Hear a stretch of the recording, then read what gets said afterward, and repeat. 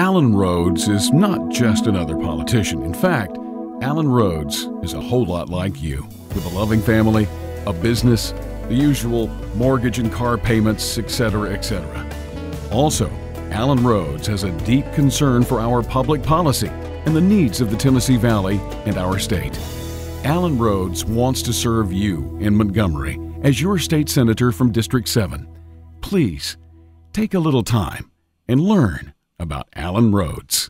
Hello, my name is Allan Rhodes, and I'm running for the state Senate seat, District 7 of Alabama. I'm asking for your vote on March 3rd during the Republican primary.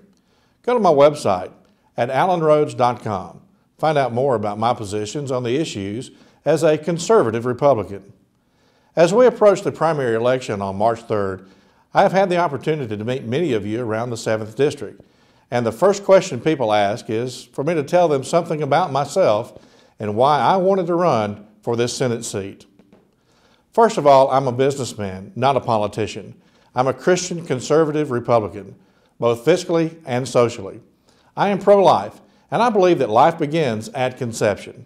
I believe the budget process in Montgomery is broken, and it will take a business-like approach to truly balance the budget and return Alabama to a sound, responsible budget process that cuts the fat out of the budget while continuing to support education and other government services that Alabamians need and deserve. I want to repeal the pay raise that the Alabama legislature voted itself. If Alabamians are hurting, the legislature should not vote a 62% pay raise for themselves. I want to return back to property appraisals to every 4 years instead of every year, and cut wasteful spending like community service grants that are more used to purchase votes than to serve the public. I grew up in Huntsville and attended public schools. I had motivated teachers that were able to inspire me to do better. I had parents that cared and continued to support the discipline in public schools necessary to mold children into adults that we need to carry on the nation's business. Truly, growing up in Huntsville was a unique experience. I remember the Saturn rocket tests as they rumbled through the valley, hearing the booms as MICOM missiles were tested on the test ranges that would be used in Vietnam and Operation Desert Storm and other conflicts around the world. I have witnessed the development of new technology through the space and Army programs that the entire world has benefited from. I'm a graduate of Huntsville High School in 1978 and Jacksonville State University with a major in communication and a minor in business. I want my children to have a future where they can become productive in a free society and enjoy the benefits of our founding fathers. During the last election cycle, I was very involved in the Wayne Parker for Congress campaign.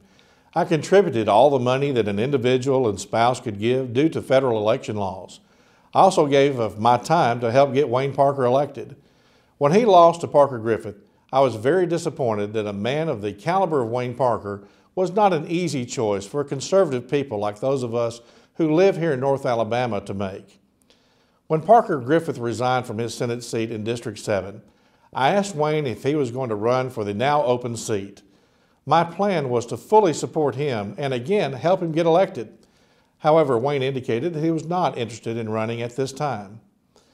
After being so energized in the congressional campaign, expecting a Republican to win, I had decided that if I could ever serve the people of North Alabama, I would begin to prepare myself to do so. We need dedicated, passionate, conservative leadership to lead North Alabama in the future, and as a conservative Republican, I've decided to enter the race for the Alabama Senate seat, District 7. We also need unity in the Republican Party, and I believe that all of those who are currently running for this open seat are capable of filling the seat and representing the people of District 7. Therefore, I pledge to run a clean campaign on my capabilities, skills, experience, and support whomever wins the Republican primary with all the vigor necessary to win the seat. I am the conservative Republican in this race, and I believe that we need to return to the Christian conservative values that made our nation great. Recently, President Obama, by executive order, repealed all of the pro-life protections that President Bush had established. We are now using your tax dollars to fund abortions on a worldwide level. Alabamians should bring this issue back to the table and pass legislation that will protect the lives of the unborn. It is a shame that we are killing 11,000 babies in the name of convenience in this state. I can't do it alone. It will take a culture change in Montgomery, but we can start here in the 7th District and elect a conservative Republican that will stand for the values you represent. Pro-life is an issue in this campaign, and I pledge as your next state senator from District 7 to support legislation that will reduce the number of abortions in Alabama. One is too many. 11,000 a year, that's a shame. 59 million, well, words can't begin to describe. During this session of the Alabama legislature, District 7 has no representation when we need it the most. With BRAC looming, we need support for infrastructure, from roads to schools. And with the economy on a downturn, North Alabama needs all the representation it can get to help weather the economic storm on the horizon.